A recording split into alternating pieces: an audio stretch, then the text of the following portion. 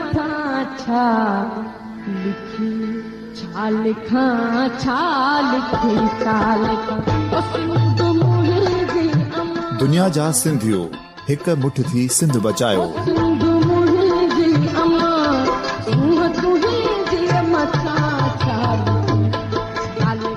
सिंध जो क़ौमी आवाज़ radio voice of Sindh London.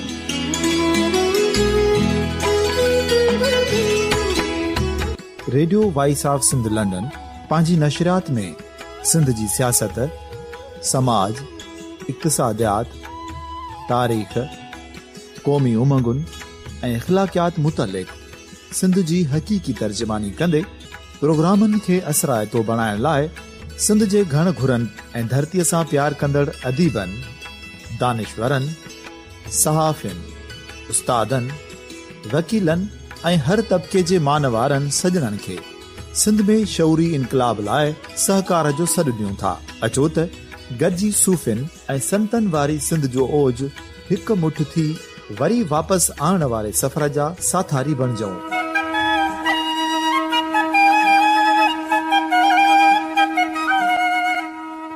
हिकु नए सुबुह जी शुरूआत जो पड़ाॾो घर घर, ॻोठ ॻोठ ऐं शहर शहर ताईं पहुचायो।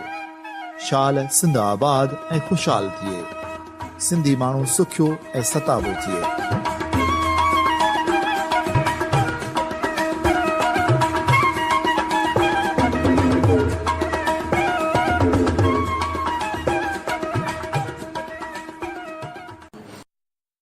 Radio voice of Sindh London तां प्रोग्राम ख़बरुनि जी दुनिया में अहम ख़बरूं, नामवर कालम निगारनि ऐं अहम लेखकनि जा मज़मून ऐं मुख़्तलिफ़ अख़बारुनि जा एडिटोरियल ऐं ॿियो घणो कुझु रोज़ानो radio voice of Sindh London तां नशर कयो वेंदो आहे।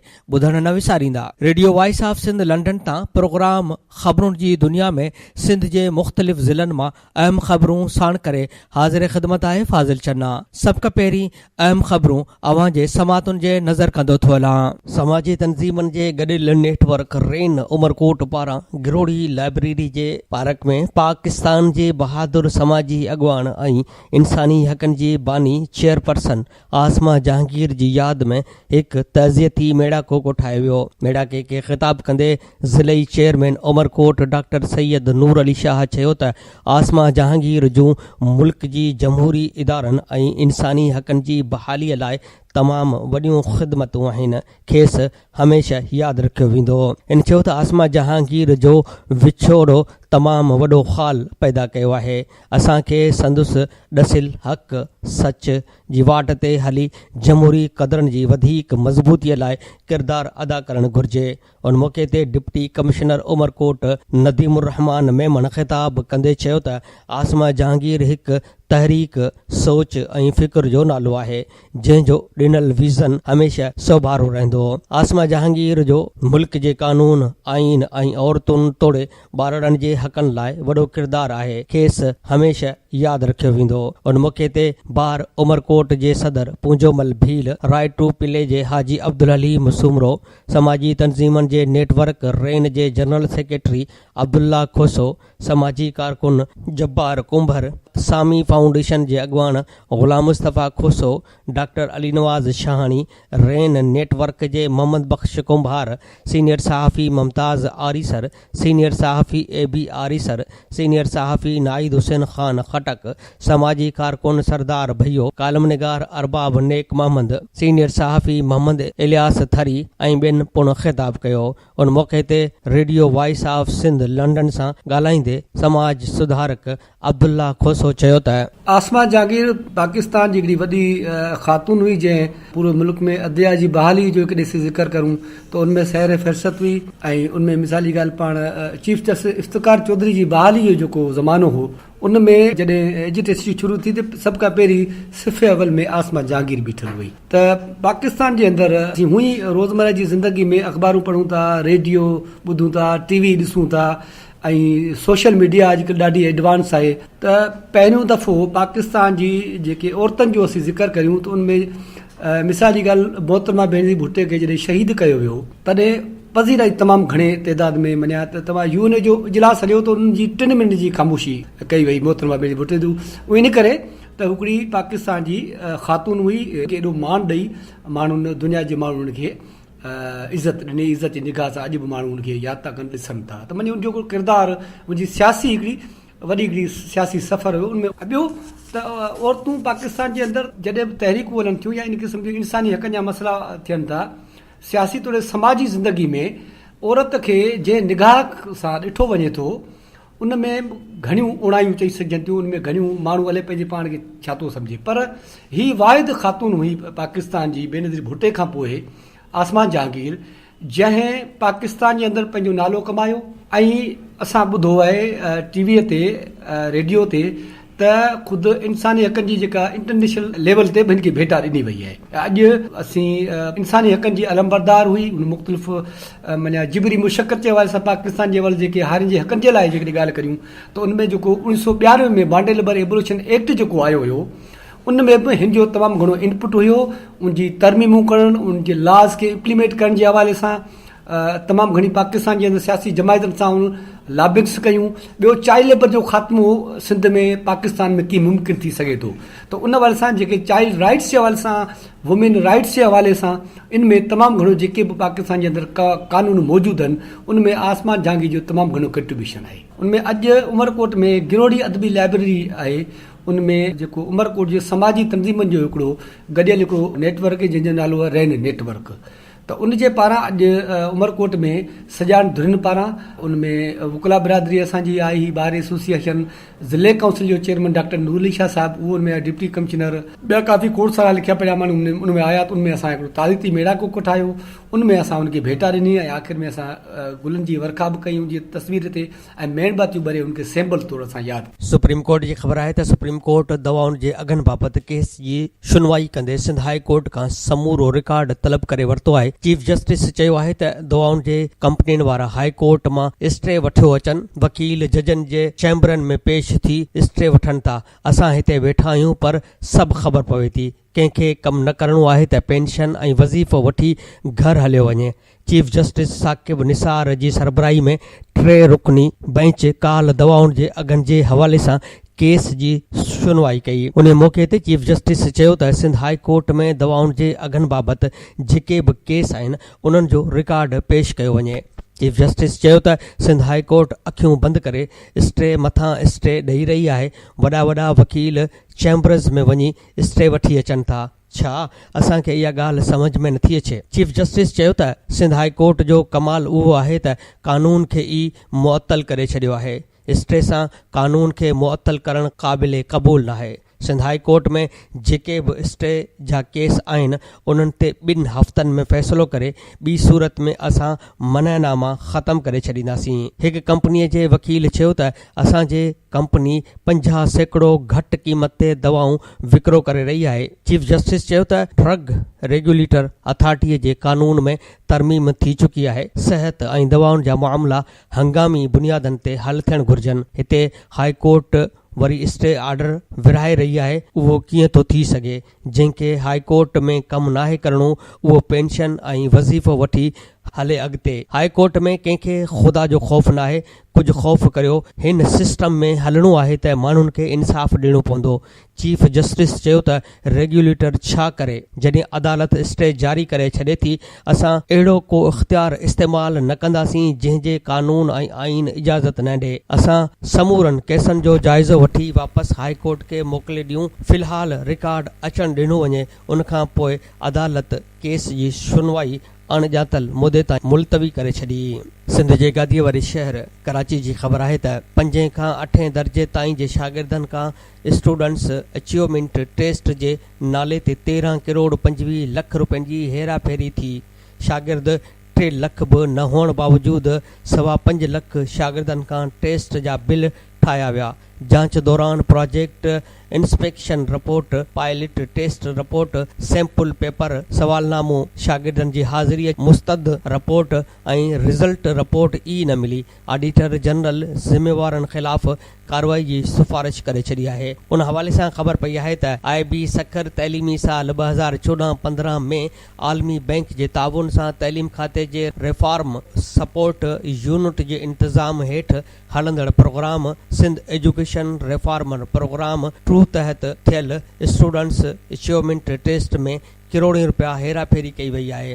दस्तावेज़नि मूजिबि आलमी बैंकनि जे पॉलिसियुनि मूजिबि 5 क्लास खां 8 ताईं जे शागिर्दनि ऐं शागिर्दियाणियुनि जी तइलीमी क़ाबिलियत जांचण लाइ इहा टेस्ट 30 धुर खां वठराइणी लाज़मी आहे, जंहिं करे इहा ज़िम्मेवारी IB सखर खे ॾिनी वई ऐं टेस्ट वठण लाइ IBA खे 13 करोड़ 25 लख रुपया अदा कया विया। इहा रक़म IBA खे 5,15,584 शागिर्दनि खां टेस्ट लाइ ॾिनी वई हुई, पर ऑडिट रिपोर्ट मूजिबि चीफ प्रोग्राम मैनेजर जे फ़राहम कयल रिकॉर्ड मुताबिक़ रुगो 2,86,243 शागिर्द ऐं शागिर्दियाणियुनि टेस्ट में वेठियूं।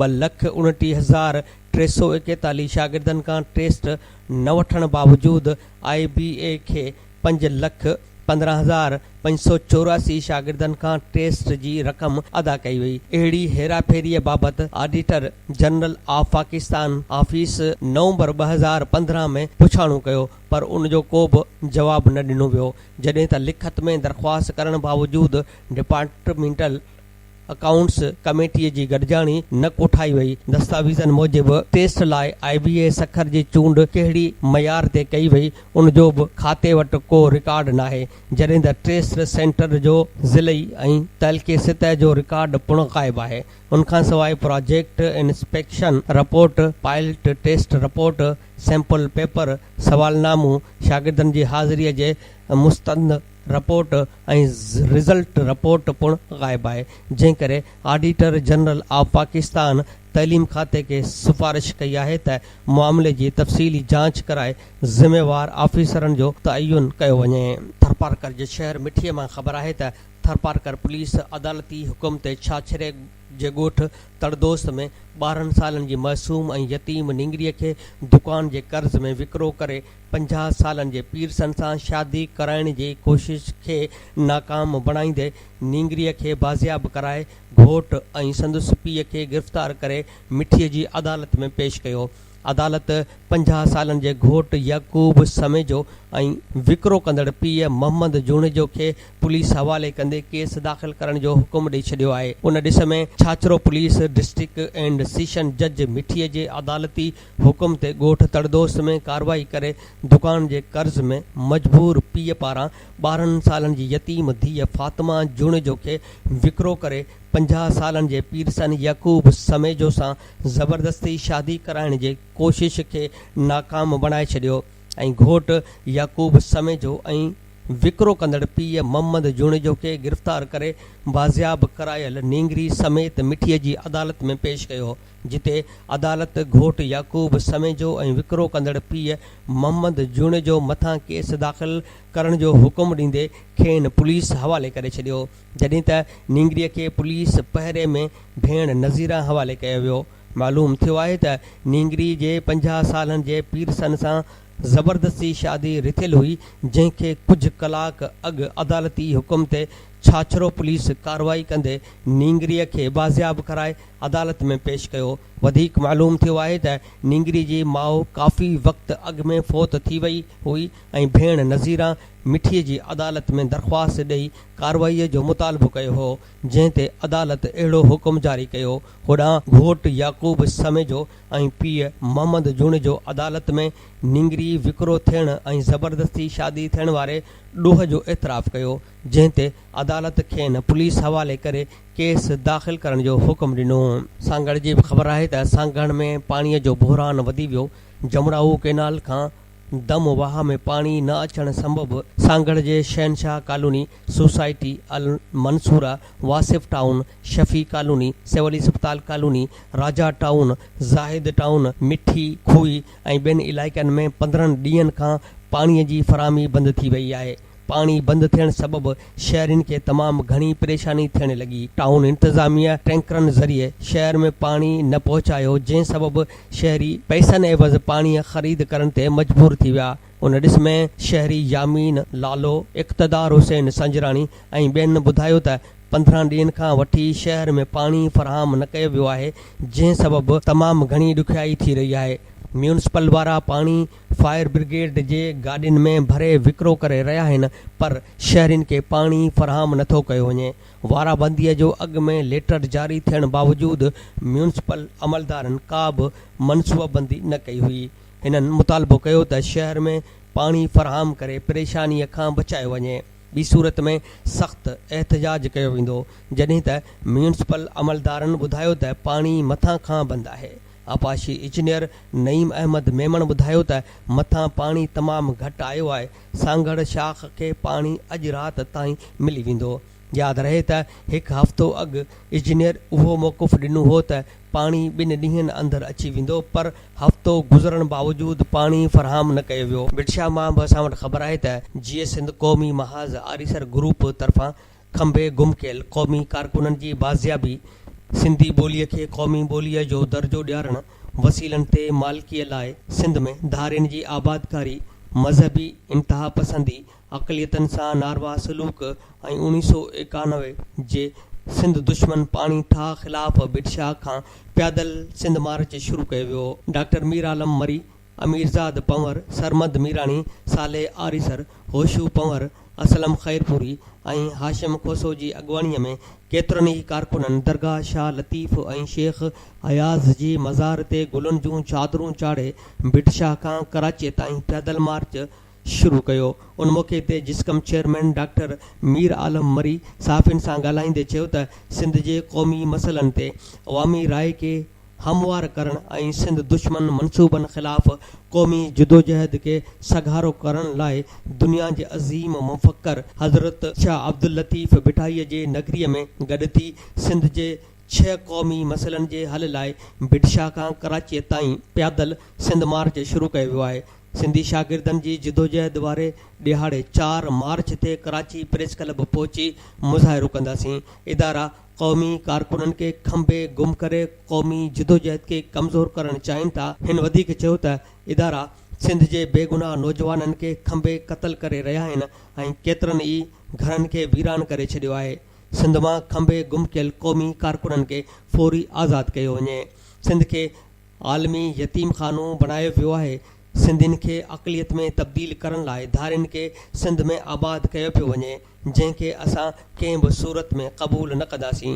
हिन चयो त हिकु साज़िश तहत सिंध में मज़हबी इंतिहा पसंदीअ खे भड़कायो पियो वञे ऐं अक़लियतुनि सां नारवा सलूक अख़्तियार कयो पियो वञे। 1991 पाणीअ वारे ठाह खे ख़तमु करे 1945 ईस्वीअ वारे सिंध पंजाब मुआहिदे तहत सिंध खे जाइज़ पाणीअ जो हिसो ॾिनो वञे ऐं सिंधू दरिया ते सिंध जी मालिकीअ जो हक़ तस्लीम कयो वञे।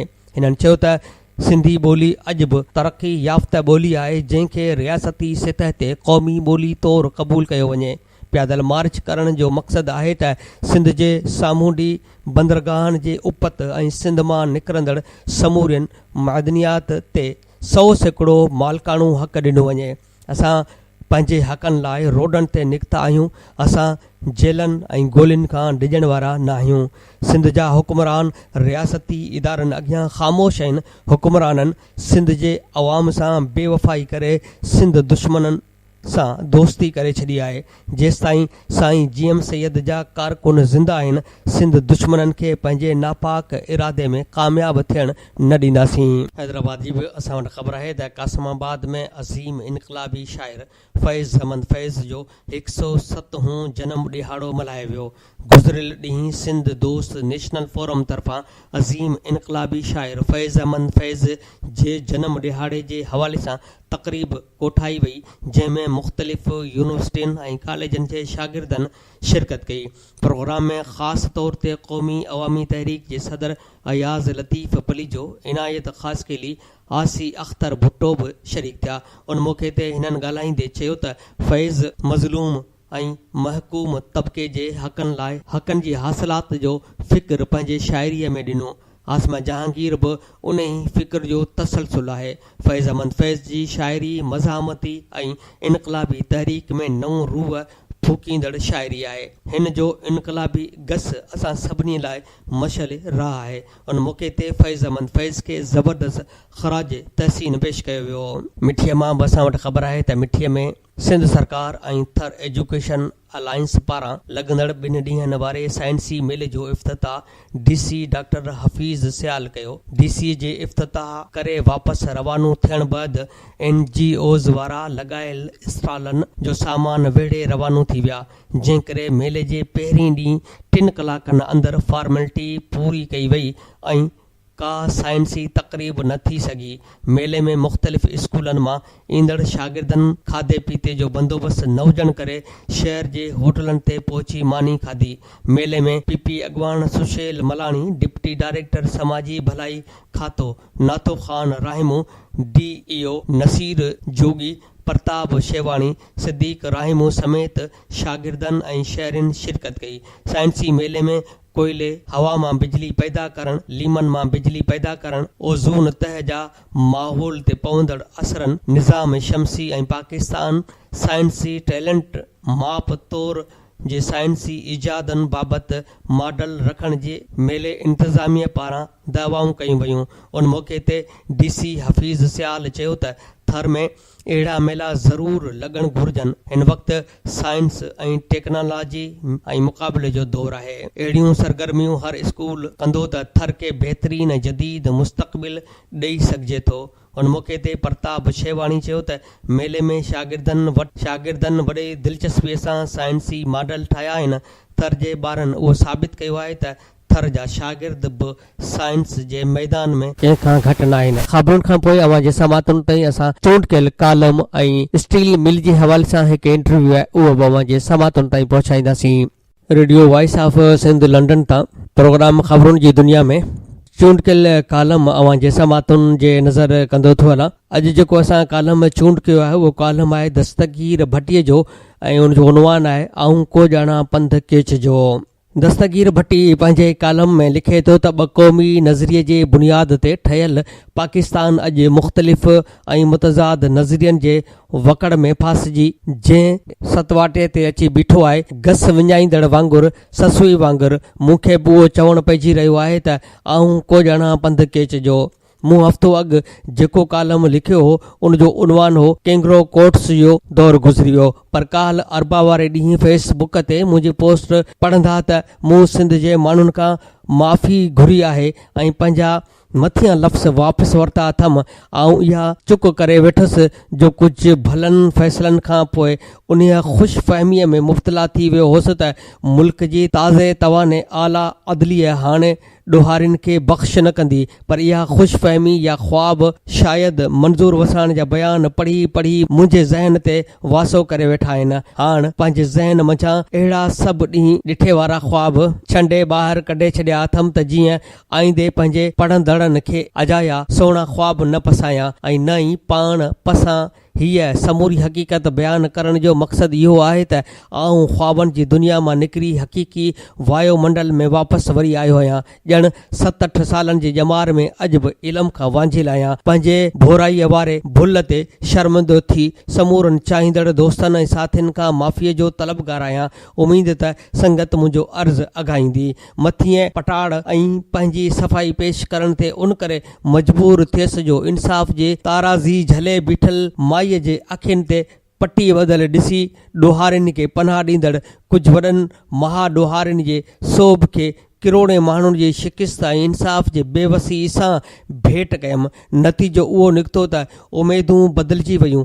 नाउमीदीअ में मिसकीन माण्हुनि जे चुगड़ीअ आईंदे जा ख़्वाब थी विया चिकना चूर ऐं दिलि जे गहराईअ में साॻी पुराणे शाह लतीफ़ जी आह ऐं पट गुंजार कई त ॾुकारिया ॾेह मां शल मोज़ी सभु मरनि। आऊं बि 2 ॾींहंनि खां वठी इहो ज़हन ठाहे वेठो हुउसि त किरोड़े सिंधी अवाम खे ज़हरीले पाणीअ खां बचाईंदे ऐं अकेले सिर वेड़ांद कंदड़ मुजाहिद शुहाब ओस्तो साहब जे शानदार वतन दोस्ती ऐं इंसानियत पुरस्तीअ ते लिखंदुसि, पर सचपुच त अॼु बि मुंहिंजे साम्हूं साॻी सूरत हाल आहे जंहिंमें मुंहिंजे यार ताजल बेवस चयो हो त छा लिखी छा लिखां, पर सभ खां पहिरीं हिकिड़ी अणॼातल माईअ जा सभिनी अख़बारुनि में छपियल हीअ लफ़्ज़ पढ़ंदड़नि सां शेयर करियां जंहिं वॾी दिलेरी ऐं बेबाकीअ सां अंगारे ते भाॼोकड़ SSP राव अनवार जे मुक़दमे में पंहिंजे सीट तां उथी बीही चीफ जस्टिस साकिब निसार खे चयो त जनाब चीफ जस्टिस साहब, जहिड़े नमूने अवां क़ातिल पुलिस ऑफिसर खे हिफ़ाज़ती ज़मानत ॾिनी आहे, जेकॾहिं अदालतूं ईअं ज़मानतूं ॾींदियूं रहंदियूं त हर हिकु ॾोहारीअ खे छूट मिली वेंदी। चीफ जस्टिस ख़ातून खे वरंदी ॾींदे फरमायो त तव्हांखे अदालती निज़ाम जी ॼाण ई कोन्हे। तव्हांखे उहो सम्झणु घुरिजे त सभ खां अहम ॻाल्हि इहा आहे मुल्ज़िम जो कोर्ट आॾो पेश थियणु। पहिरीं असां जांच कंदासीं त मथसि लॻल इल्ज़ाम सचा आहिनि या न। जॾहिं पका सबूत मिली वेंदा पोइ ॾिसंदासीं। ख़बर नाहे सुप्रीम कोर्ट जे रूम नंबर 1 में थियल इहा गुफ़्तगू या ॻाल्हि ॿोल अंग्रेज़ीअ में थी या उर्दूअ में, पर ॿ लफ़्ज़ पोइ ॾिसंदासीं। मुंहिंजे मन अंदरि कंहिं तीर जीअं खुपी विया आहिनि। हिन मौक़े ते बेगुनाह मारिजी वियल नक़ीबुल्लाह महसूस जे पीउ जो ख़त बि पढ़ी ॿुधायो वियो, जंहिंमें मज़लूम फरियादी वालिद सुप्रीम कोर्ट जे चीफ जस्टिस खे दाह ॾिनी त अॼु 17 ॾींहं लंघे विया आहिनि मुंहिंजे जवान जमान पुट जे शहादत खे, पर सिंध पुलिस आला अदालत जे हुकुम ते को बि अमल न कयो। असीं उहो मञण लाइ तयारु न आहियूं त मुल्क जे वॾनि जासूसी इदारनि जहिड़ोकि इंटेलिजेंस बेरो FIA, मिलिट्री इंटेलिजेंस ऐं ISI खे इहा ॼाण नाहे त राव अनवर किथे ऐं कंहिं वटि लिकी वेठो आहे। इहो ख़त नक़ीबुल्लाह महसूस जे सौट अदालत जी इजाज़त सां पढ़ी ॿुधायो, जंहिंमें वधीक लिखियलु हो त क़ातिल पुलिस ऑफिसर खे छूट ॾियण जो मतिलबु थियो त राव अनवार खां न रुॻो पुलिस पर समूरा वॾा हाराए विया। चीफ जस्टिस वराणियो त अवां ॾुखोयल आहियो, तंहिं करे जज़्बात में इहे सभु कुझु लिखी आंदो अथो। असीं ख़ातिरी था ॾियूं त क़ातिल खे ॻोल्हे हथ कंदासीं। सॼी ॻाल्हि हीअ आहे त दुनिया जी अदालती तारीख़ में पाण वारे बरतानवी क़ानून मुताबिक़ अहिड़ी छूट ऐं आज़ादी कंहिं बि अहिड़े मुल्ज़िम खे न मिली आहे जंहिंजो नालो FIR में मुख ॾोहारीअ तौरु लिखियलु हुजे, जेको क़ानून जी भंजकड़ी कंदो रहे ऐं सभ खां मथां ई अदालत उनखे पनाह ॾे। उहो हुकुम जारी करे सघे त कराचीअ खां वठी इस्लामाबाद ताईं का बि पुलिस अख़्तियारी या वफ़ाक़ी एजेंसी राव खे गिरफ़्तार न कंदी, छाकाणि त हिन हिकिड़ो ख़त उमाणियो आहे जंहिंमें पंहिंजो पाण खे बेगुनाह करार ॾेई ॾोह मञण बदिरां FIR ऐं जांच कमेटीअ खे पंहिंजे वेरी सॾे हिन नई JIT जोड़ण जी घुर कई आहे। संदुसि इहा घुर बर वक़्त क़बूल कई वई, जॾहिं त संदुसि अंग्रेज़ीअ में टाइप थियल दरख़्वास्त पढ़ंदड़ जजनि ऐं सिंध पुलिस जे इंस्पेक्टर जनरल अलाउद्दीन ख्वाजा खे इहा पक बि न हुई त दरख़्वास्त जे आख़िर में राव अनवर पाण सही कई आहे या न। अख़बारी रिपोर्ट मूजिबि जॾहिं चीफ जस्टिस भाॼोकड़ SSP जी इहा दरख़्वास्त IG सिंध खे ॾेई खांसि सवाल कयो त छा हीअ सही राव अनवर जी आहे, त ख्वाजा साहब उहो पन्नू पंहिंजे भरिसां बीठल SSP ज़ुल्फ़कार महर हवाले कंदे उन खां पुछियो त तूं तस्दीक कर त सही सची आहे या न। ज़ुल्फ़कार अली महर हिकिड़े सेकेंड में सही खे सचो करार ॾिनो, जॾहिं त हिन पाण कॾहिं बि राव अनवर सां गॾु न कमु कयो आहे, न ई उनजो बाला ऑफिसर रहियो आहे। वॾो अमलदार त ख्वाजा सुल्तान हो, जंहिं ॿ ॾींहं अॻु कराचीअ जे DIG ईस्ट वारे पंहिंजे अहम उहिदे खे छॾे ॾिनो, जो खेसि साॻियूं कमु करण लाइ चयो वियो हो, पर हू फ़र्ज़ शनासी आहे ग़लति कमु करण खां इनकार करे 2 महीननि जी मोकल वठी छॾी। राव अनवर जो ज़िलो मलीर सुल्तान ख्वाजा जी हद अंदरि आहे ऐं राव संदुसि मातहत हुअण करे घणे वक़्त खां वठी पंहिंजे उन बाला ऑफिसर खे हटाइण लाइ कोशिशूं कंदो रहियो, पर जीअं त IG पुलिस जे हुकुम खां सवाइ उहो मुमकिन न हो। तंहिं करे सिंध सरकार जे हाकिमनि अलाउद्दीन ख्वाजा खे कढी उछलाए 1.5 साल खां घाट घड़िया, नवां बिल पास कराए सिंध असेंबलीअ खे बि इस्तेमालु कयाऊं, पर सिंध हाई कोर्ट जा जज संदन हथ ठोकियुनि कानूननि आॾो रुख जी दीवार बणिजी वेठा आहिनि।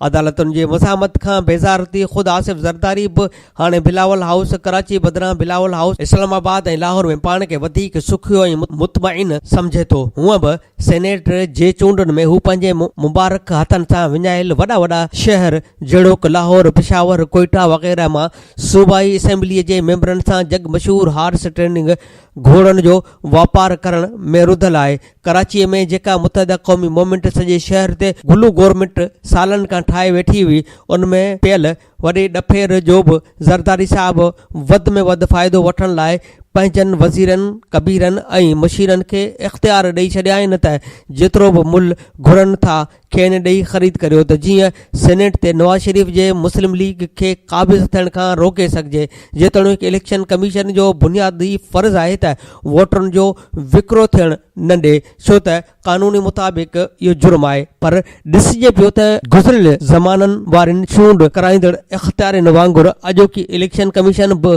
बेवसी ऐं लाचारी आहे, छाकाणि त रुश्वत ॾियण ऐं वठण वारा को बि सबूत न छॾींदा आहिनि। संदन समूरी ॾेती लेती दुबई खां वठी लंडन ऐं न्यूयॉर्क ताईं थींदी आहे। हिकिड़ो दौरु हो जॾहिं अल्ताफ़ हुसैन जे डिक्टेटरशिप ऐं कंट्रोल कारण को बि MPA वोट विकिणी न सघंदो हो। अॼुकल्ह सभु आज़ादु आहिनि ऐं मथनि का बि झलफल न आहे। तंहिं करे MQM जा मेंबर पंहिंजे वोट लाइ वधि में वधि मुल वठी विकामजण लाइ संभड़ियल आहिनि। जेकॾहिं नवाज़ शरीफ़ जे मुस्लिम लीग खे वॾो वाक ॾिनो त उनखे वोट विकिणंदा, पर जीअं त सियासत में हर कंहिंखे पंहिंजे अघाइण वारी हुर्फत ऐं कारीगरीअ जो माहिर आसिफ़ ज़रदारी आहे, तंहिं करे लॻे ईअं थो त पाण में विढ़ी टुकड़ा टुकड़ा थियल MQM जी छुड़वाग सिंध असेंबली मेंबरनि खे ख़रीद करण में आसिफ़ ज़रदारी वधि में वधि सोभारो थींदो।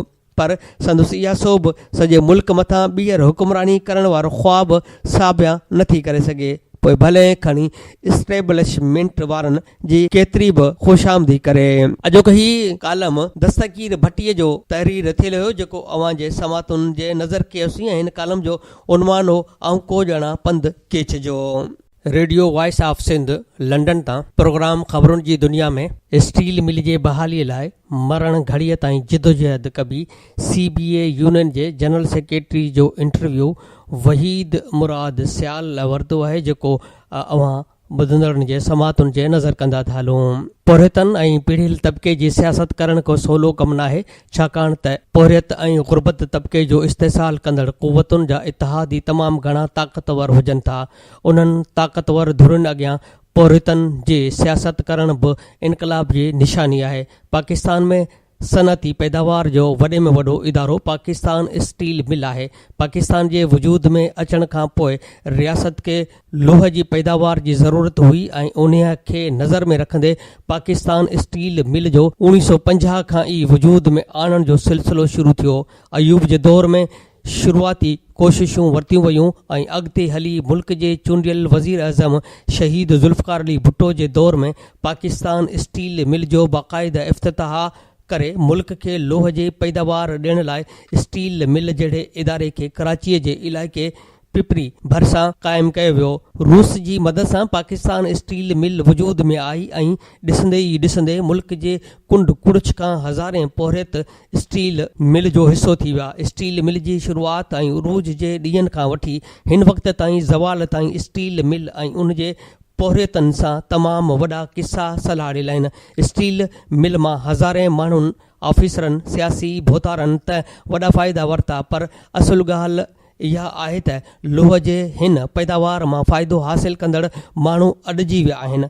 यूनियन सां तालुक़ रखंदड़ पोरियतनि खे बि स्टील मिल किरोड़पति करे छॾियो, पर अफ़सोस जो अॼु इहा स्टील मिल पाण ख़तमु थियण ते पहुती आहे, जॾहिं त तबाहाल उन स्टील मिल जे बहालीअ लाइ जिदोजहद कंदड़ हिकु आम पोरियत यासीन ॼामड़ो आहे, जेको साल 2000 में स्टील मिल में कॉन्ट्रैक्ट ते भर्ती थियो ऐं मुलाज़िमनि जे हक़नि जी अलामत बणिजी वियो। यासीन ॼामड़ो जो तालुक़ माज़ीअ में पाकिस्तान पीपल्स पार्टीअ सां रहियो आहे।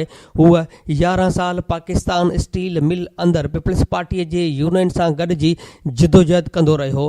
ग़रीब ख़ानदान सां तालुक़ रखंदड़ पोरियत यासीन ॼामड़ो ज़ाहिरी तौरु जज़्बाती ज़रूरु आहे, पर हिन जे अंदर में पोरियतनि ऐं पाकिस्तान स्टील मिल जे मुकमल तौरु बहालीअ जो ख़्वाब समायल आहे, जंहिं लाइ हिन जेलनि जूं सख़्तियूं ऐं पीपल्स पार्टीअ जहिड़ी मज़बूत पार्टी जे बि क़ुर्बानी ॾिनी। तहरीक इंसाफ़ जे पोरियत यूनियन इंसाफ़ लीडर यूनियन जो हिसो थियो ऐं थोरे अरसे में पाकिस्तान स्टील मिल जे पोरियतनि जी जिदोजहद कंदे CBA जो जनरल सेक्रेटरी चूंडिजी वियो। पाकिस्तान स्टील मिल जे पोरियतनि जे चूंडियल यूनियन इंसाफ़ लेबर यूनियन जो general secretary Mohammad Yasin Jamro Pakistan steel mill जे पोरियतनि जे चूंडियल यूनियन इंसाफ़ लेबर यूनियन जो जनरल सेक्रेटरी मोहम्मद यासीन ॼामड़ो सां ॻाल्हि ॿोल कई वई आहे ऐं हू ॻाल्हाईंदे चवे थो त 19 जनवरी 1981 में राणीपुर भरिसां गुल ॼामड़ो ॻोठ में पैदा थियसि। मुंहिंजो बाबा अली गुल ॼामड़ो जेको शुरू खां वठी सरदारनि भोतारनि वॾेरनि जागीरदारनि सां झेड़ींदो अचे पियो, उन खां मुतासिर थी मूं बि पंहिंजे तौर ते ग़रीब माण्हुनि जे हक़नि लाइ जदोजहद शुरू कई जेका अॼु ॾींहं ताईं जारी आहे। मूं शुरूआती तइलीम कराची जे इलाइक़े भिटाई आबाद मां हासिल कई। आला तइलीम वसीलनि जी घटिताईअ जे करे रहिजी वियसि ऐं 2000 में पाकिस्तान स्टील मिल में नौकरी वरिती। मुंहिंजे ख़ानदान जो शुरूआती तालुक़ पीपल्स पार्टी सां हो। इहा पीपल्स पार्टी जेका शहीद ज़ुल्फ़कार अली भुट्टो जे नज़रिए तहत मज़बूत हुई। स्टील मिल में हुजण करे मूं पीपल्स पार्टीअ जे पीपल्स वर्कर्स यूनियन जे प्लेटफॉर्म तां सियासत शुरू कई ऐं उते पौरितनि जे हक़नि लाइ भरपूर किरदारु अदा कयो। पीपल्स पार्टी वर्कर्स यूनियन में मूंखे वर्कर्स काउंसिल जो मेंबर बणायो वियो ऐं मूं पौरितनि जे हक़नि लाइ पंहिंजो अमली किरदारु अदा कयो। पीपल्स पार्टी वर्कर्स यूनियन जे चेयरमैन शमशाद कुरैशीअ सां सिर्फ़ उन करे इख़्तिलाफ़ पैदा थिया त हू अमली तौर ते पौरितनि सां गॾु न हो ऐं मुंहिंजी टीम इदारे में करप्शन जी सख़्त ख़िलाफ़ हुई। जॾहिं असांजा इख़्तिलाफ़ थिया त उनजो नोटिस वरितो वियो ऐं असां 2011 में अलॻि थी वर्कर्स इतिहाद जे नाले सां फोरम ठाहियो। 2015 ताईं मां उनजो सरबराह हुयुसि ऐं पोइ तहरीक इंसाफ़ जे इंसाफ़ लेबर यूनियन जे चेयरमैन ऐं ॿियनि मूंखे इंसाफ़ लेबर यूनियन में शमूलियत जी दावत ॾिनी, जंहिं ते मां बाक़ाइदा इंसाफ़ यूनियन जो हिसो थी वियुसि। इंसाफ़ लेबर यूनियन अॻु कमज़ोर हुई। जॾहिं असांजी टीम इंसाफ़ लेबर यूनियन जो हिसो थी त असां पाकिस्तान स्टील मिल में थींदड़ करप्शन ऐं स्टील मिल जे बहालीअ जे मद में 113 ॾींहं लाॻीतो धरणो हुयो। असां मथां दहशतगर्दीअ जा केस दाख़िल कया विया पर हिकु पल लाइ बि न झुकियासीं। असां जदोजहद खे जारी रखियो ऐं उन नतीजे में स्टील मिल अंदरि जेका पौरितनि जी इलेक्शन थी उन में स्टील मिल जे पौरितनि इंसाफ़ लेबर यूनियन ते एतमाद कंदे 12 अप्रैल ते असांखे वोट ॾेई कामयाबु कयो, जंहिंखां पोइ स्टील मिल जे करप्ट माफ़िया ऐं अॻूणनि पौरित अॻुवाणनि वॾी साज़िश कई। हिननि national industrial relation commission NIRC मां असांजे कामयाबीअ जो लेटर रोकरायो ऐं पोइ असां अदालत में वियासीं ऐं नेठ रजिस्ट्रार ट्रेड यूनियन जे RTO असांखे नवंबर महीने में कामयाबी जो लेटर ॾिनो ऐं उन ॾींहं खां अॼु ॾींहं ताईं पाकिस्तान स्टील मिल जी बहाली ऐं पौरितनि जे हक़नि लाइ सरापा एहतिजाज आहियूं। यासीन ॼामड़ो चयो त स्टील मिल 2008 ताईं पैदावार ॾींदड़ इदारो हो पर करप्शन ऐं बद इंतज़ामीअ सबबि अरबें रुपया कमाए ॾींदड़ इदारो अॼु 300 अरब रुपयनि जो कर्ज़ी बणिजी वियो आहे।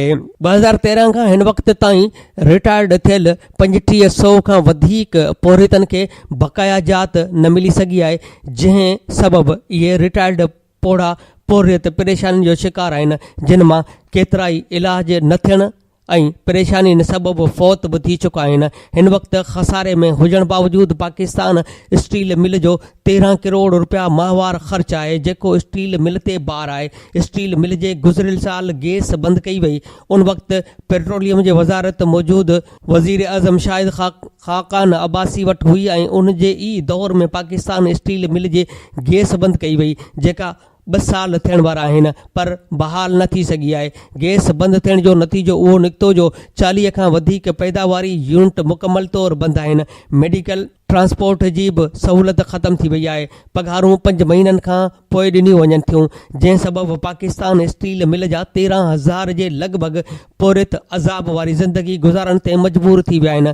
कंहिं बि मुल्क में ईअं नाहे थींदो जो मुल्क जो एॾो वॾो लोह जी पैदावार ॾींदड़ इदारो लुटे ऐं तबाह करे छॾिजे। स्टील मिल सां लखे माण्हुनि जो रोज़गार सलाड़ियल आहे, जेके हिन वक़्तु परेशानियुनि वारी ज़िंदगीअ गुज़ारण ते मजबूर आहिनि।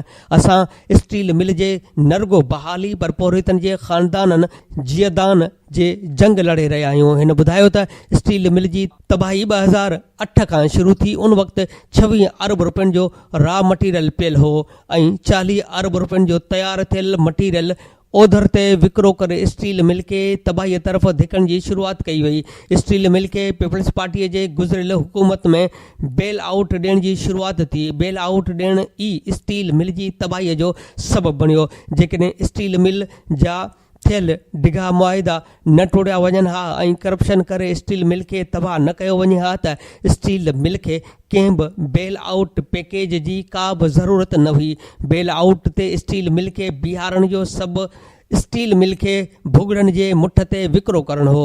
मौजूदा सरकार स्टील मिल खे बेल आउट पैकेज ॾिनो, पर अॻिते हली मुकमल तौर ते गैस बंदि करे पाकिस्तान स्टील मिल जे खपाइण जा बुनियाद विधा विया। स्टील मिल खे खपाइण लाइ वसां न घटायो वियो आहे, पर सच इहो आहे त स्टील मिल केर बि वठण लाइ तयारु न आहे।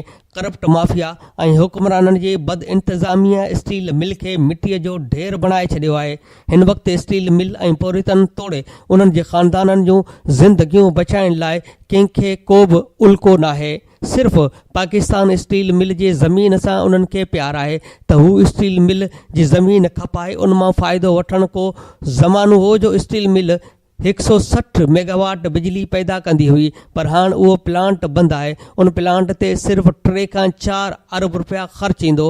अॻु जॾहिं स्टील मिल जो बिजली घर हलंदो हो त के इलेक्ट्रिक खे बि बिजली विकिरो कई वेंदी हुई, पर अॼु स्टील मिल बिजली वठण ते मजबूर आहे।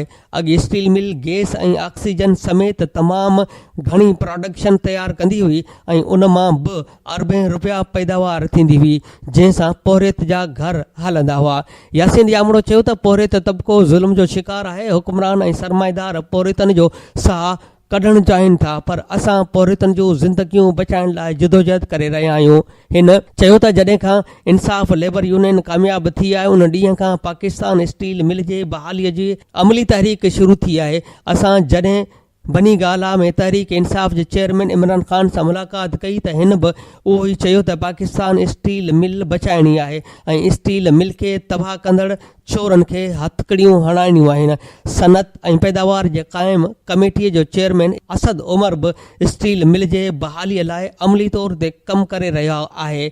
असद उमर जो चवणु आहे त जेकॾहिं स्टील मिल जे निजकारीअ लाइ केरु मुंहं ते बंदूक ताणे निजकारीअ जे काग़ज़ ते सही लाइ ज़ोर विझे त बि उहो मुमकिन आहे। स्टील मिल न रुॻो पोरित पर मुल्क जो बि क़ौमी असासो आहे, जंहिंखे असीं हर हाल में बचाइणु चाहियूं था। यासीन यामड़ो जो चवणो आहे त स्टील मिल खे बचाइण लाइ पंहिंजो भरपूर किरदारु अदा कंदुसि। मूं पंहिंजी टीम सां गॾु इस्लामाबाद प्रेस क्लब आॾो 3 ॾींहं बुख हड़ताल कई, जिते अपोज़िशन लीडर ख़ुर्शीद शाह, हासिल वज़नजो, असद उमर, डॉक्टर आरिफ अलवी, अलीम आदिल शेख समेत पार्लियामेंट्रियन उहो वाइदो कयो आहे त स्टील मिल खे पंहिंजे पेरनि ते बीहारण लाइ किरदारु अदा कयो वेंदो।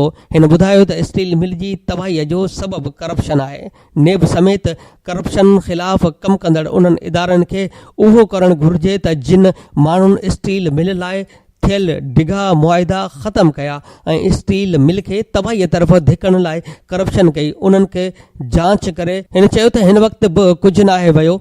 जेकॾहिं हिकु ई वक़्तु पाकिस्तान स्टील मिल खे हलाइण लाइ 50 अरब रुपयनि जो बेल आउट पैकेज ॾिनो वञे त हीअ स्टील मिल तकिड़ो पेरनि ते बीह वेंदी ऐं अरबें रुपयनि जी पैदावार ॾियणु शुरू कंदी। हिन चयो त स्टील मिल जा मकलीअ, झंपीर, घारो, लाहौर ऐं इस्लामाबाद बलोचिस्तान जे नौकुंडी में बि यूनिट आहिनि, जिते बि स्टील मिल जा पोरियत ऐं ऑफिसर कमु कनि था। हिन चयो त पाकिस्तान स्टील मिल में आयल नओं चेयरमैन शकील अहमद मंगणे जो बि पंहिंजे पॉलिसी वाज़े नथो करे, छो त हू बि बेख्तियार आहे। स्टील मिल जो मौजूदा चेयरमैन सिर्फ़ु स्टील मिल अंदरि बदिलियूं ऐं मुक़ररियूं करणु जेतिरो इख़्तियार रखे थो, बाक़ी इख़्तियार वफ़ाक़ वटि आहिनि, जेको हिन वक़्तु सिर्फ़ु स्टील मिल जी ज़मीन खपाइण जे कढ आहे। पर असां कंहिं बि सूरत में स्टील मिल जी निजकारी करणु न ॾींदासीं। पोइ केतिरी बि क़ुर्बानी ॾियणी पवे, पोरितनि जे इदारे खे खपाइण न ॾिबो। हिन चयो त निजकारी कमीशन ते उहो वाज़े कयो आहे त स्टील मिल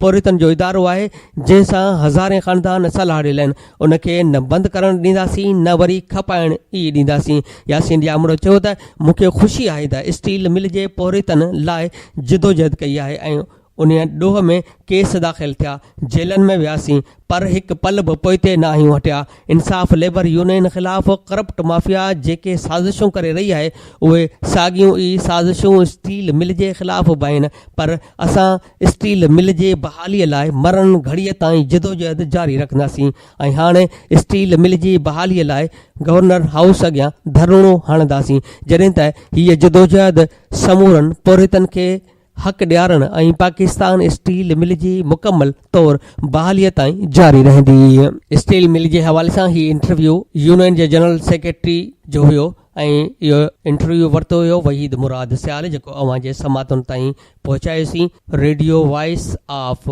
सिंध लंडन तां। हाणे अव्हां खां फाज़िल चना वठंदो इजाज़त। अल्लाह निगहबान।